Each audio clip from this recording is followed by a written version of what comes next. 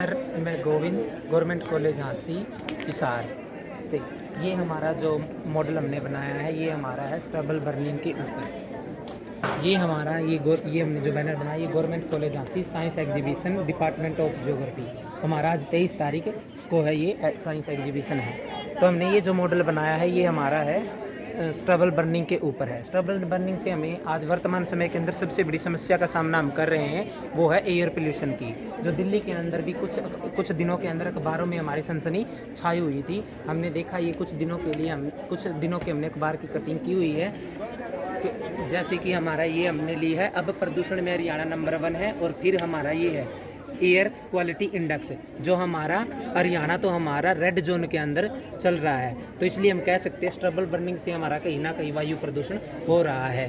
फिर हम देखते हैं पराली जलाने से हमारे वायुमंडल के अंदर होने वाली हानियाँ, उसके ऊपर मानव का क्या प्रभाव पड़ता है। मुख्य रूप से वायु प्रदूषित होती है और इसके अंदर से कार्बन डाइऑक्साइड और हमारी अन्य जो कार्बन मोनोऑक्साइड और इससे हमारी जो अन्य जो स्किन की एलर्जी भी होती है और आँखों की भी प्रॉब्लम्स होती हैं। इसके फिर ये भी ज़रूरी है कि ये पता करना हमें कि जो ये पराली जलाई किसान ने किस एरिया में कितनी जलाई है, उससे हम सैटेलाइट से इसको जोड़ते हैं। ये हमारी सैटेलाइट है। ये सेकंड नंबर पे जो पिक्चर है ये हमारी सैटेलाइट जो सर्वे करती हुई ये लगभग हमारी 170 किलोमीटर का दायरा 1 घंटे के अंदर कंप्लीट कर लेती है। ये हमने फतेहाबाद का लिया है।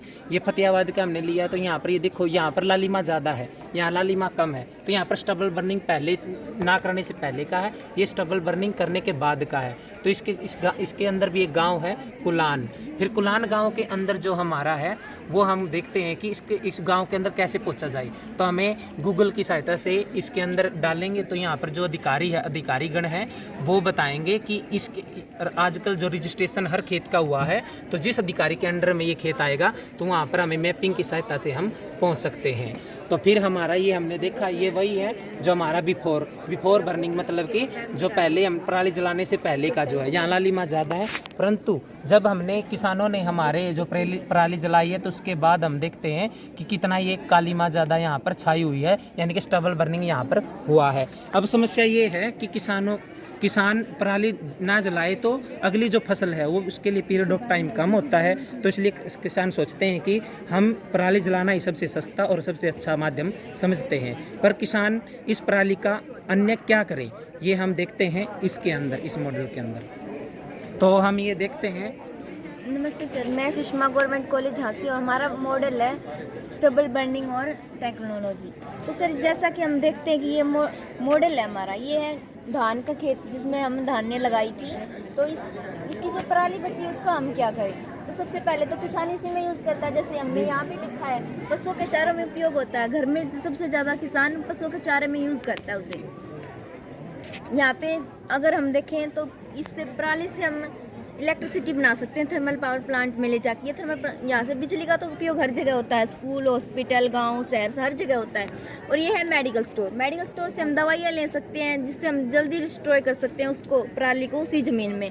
और वहाँ से पराली को लेके आके हम जैविक खाद बना सकते हैं। यहाँ पे हम उसे जैविक खाद के लिए हम उसे गला से डाल सकते हैं और फिर उसको स्टोर करने के लिए ये तो नहीं है कि हम एक ही साथ उसको सारी को यूज़ कर सकते हैं। तो इसलिए हम इसके अंदर स्टोर करते हैं वो, और समय आने पर जगह जगह पे पहुंचाना पड़ता है उसे।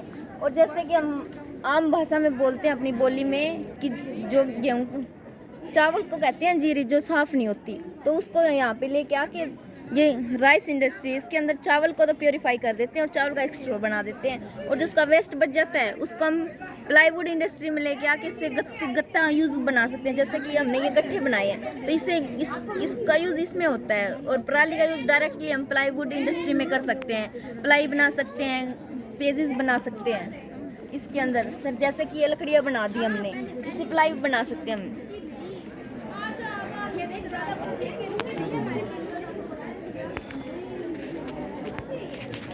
सर पराली के उपयोग और हानि। सर जैसे हमने ये जलाई थी पराली तो इससे जो प्रदूषण फैलता है वो इसके पब्लिक सेक्टर और स्कूल के ऊपर इसका बहुत बुरा असर पड़ता है। और इसके बाद गांव में भी बहुत बुरा असर पड़ता है और यहाँ पे जीरी में भी